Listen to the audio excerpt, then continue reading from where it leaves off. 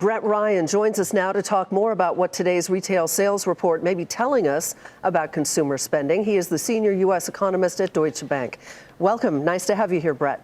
Great. Thank you for having me, Sue. How do you interpret this report? Yesterday, the bank said the consumer is strong, is borrowing, is spending on credit cards. And today we get this report. Isn't it an outlier or not?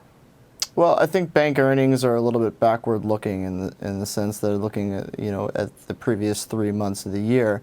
And while 70% of the decline in retail sales this month were auto related, ex-autos were also down, and so the weakness was a little bit broad-based. And that would be less concerning, we can say, and that was the first time since February, by the way.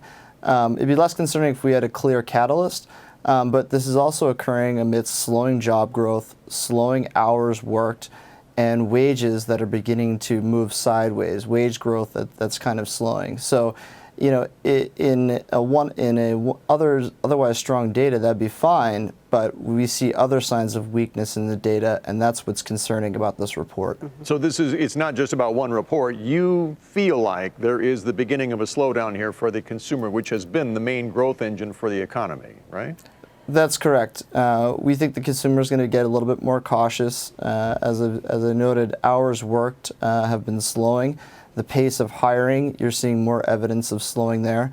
Firms' business sentiment has been declining since the beginning of the year, and the risk is that the slowing of business sentiment spills over into consumer sentiment, and consumers become more cautious.